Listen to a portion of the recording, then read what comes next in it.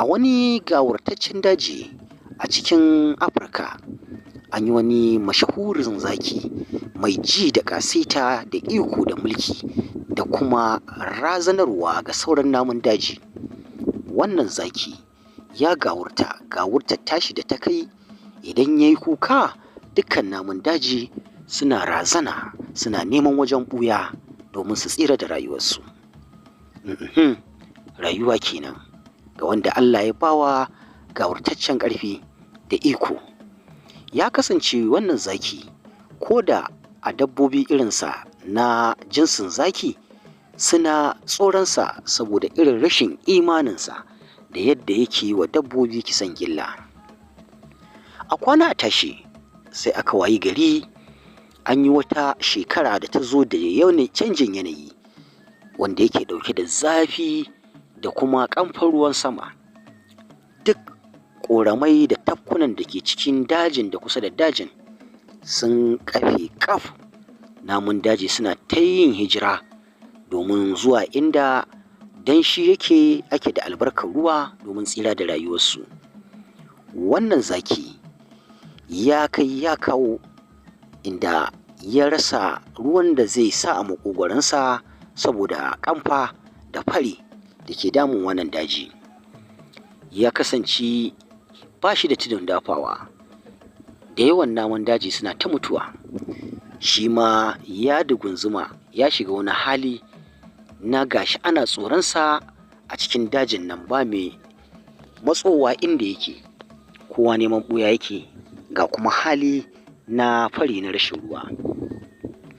Zakin nan ya kai maƙurar da ko tashi baya iya yi, ya kwanta yana ta faman nishi da haki saboda tsabar ƙishirwa, ya rasa inda zai samu ruwan da zai sha. Namun daji suka dinga hangensa daga nesa saboda an riga an san shi, amma a wannan lokaci ba kowa ne a cikin namun dajin nan ya gane halin da wannan gawurtaccen zaki yake ciki ba. Saboda yadda aka ga yayi, sai ake tunanin ko wata dabara ya canza wadda zai yi wa sauran namun daji tarko, idan sun zo kusa ya danna abunsa ya yi kalaci. Ashe abun ba haka yake ba, gumu ce te gumu. Ana cikin wannan hali sai wannan tsohon raƙumin dawa wanda ya ga jiya ya ga yau, ya kuma san yadda halayyar muggan namun daji suke irin su zaki, ya tsaya daga nesa ya ƙura wa zakin nan ido sosai, ya hango shi, sai ya fuskanci abin da mutane suke yi tunani ba haka bane ba a wannan lokaci. Don haka sai ya ta maza ya zagaya yadda inda zakin nan yake, amma sai ya biyo masa ta baya. Yana zuwa, yana kusa da zuwa, yana gab da zuwa inda zakin nan yake, sai ya fahimci cewa zakin nan yana cikin wani hali ne mummuna wanda ko motsawa da kuma sanin ma a inda yake bai yi ba, domin ganin irin kwanciyar da zakin ya yi da bai saba yin irin ta ba, kwanciya da shi kansa bai san da yadda ya kwanta ba. Duk wanda ya ga zaki a wannan lokacin ya san cewa yana cikin wani hali, yana gab da kai takarda, wato mutuwa. Raƙumin dawan ya matsa kusa da zakin, ya ƙare masa kallo, sai tausayinsa ya kama shi. Ya ga gabaki ɗaya busu-busu da shi, bakinsa ya bushe ƙarƙaf, sai wata dafara ce take fita a bakin, sannan jikinsa sai karkarwa yake yi na rashin sinadarin da zai sanyaya masa jiki. Take raƙumin dawan nan ya ce, zaki, zaki. Zakin nan sai wani kakari yake yi. Da raƙumin dawa ya fuskanci halin da zakin nan yake ciki, sai ya yi dabara, ya tsugunna, ya ce da zakin nan ya ƙoƙarta ya hau bayansa domin ganin an ceto rayuwarsa. Zakin nan ya buɗe ido da ƙyar, in ya tashi ya faɗi, ya tashi ya faɗi.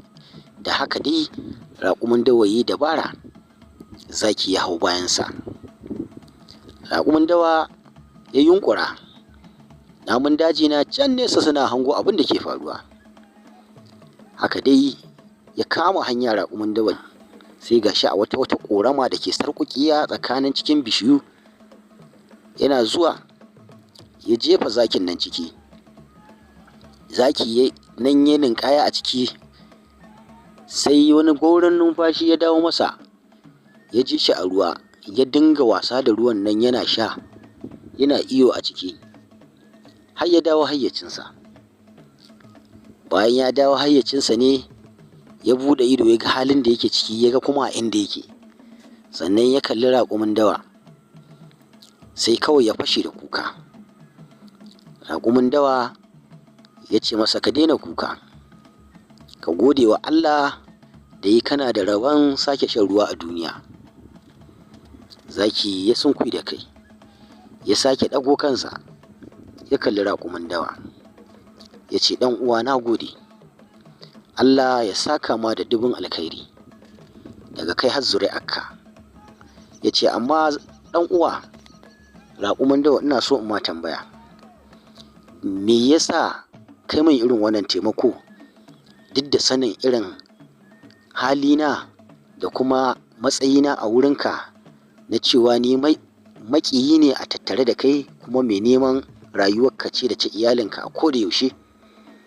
Maimakon ka rama cuta ga macuci, sai gashi ka ceto rayuwata, ka kawo ni inda na samu ruwa na sha, rayuwata ta dawo.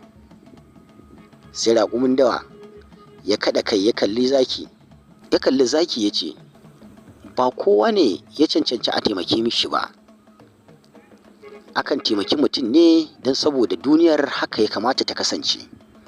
Idan za ka bi ta halin mutum, to ba za ka taimake shi ba, amma idan ka bi ta halin da duniya take buƙatar komai ya kasance, to sai ka yi taimakon.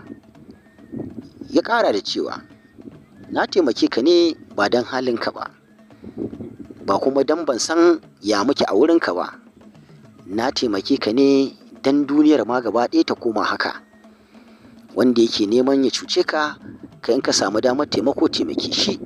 Idan duk muka koma yin haka, to rayuwarmu gabaki ɗaya sai ta fi ko da yaushe daɗi, duniya kuma ta zauna lafiya, kuma ita kan rayuwarmu mai alfahari da ita gabaki ɗaya. Zakin nan ya ƙara fashewa da kuka, ya ce, gaskiya ne wannan ɗan uwa, na gode da wannan taimako da kamun, kuma daga yanzu ni ba zan zama mai cutarwa a gare ku ba. Duk namun dawa zan kasance mai kare rayuwarku da mutuncinku, kuma Allah ya yarda ni ma zan zama mai taimako ga duk wanda yake buƙatar taimako na a koda yaushe.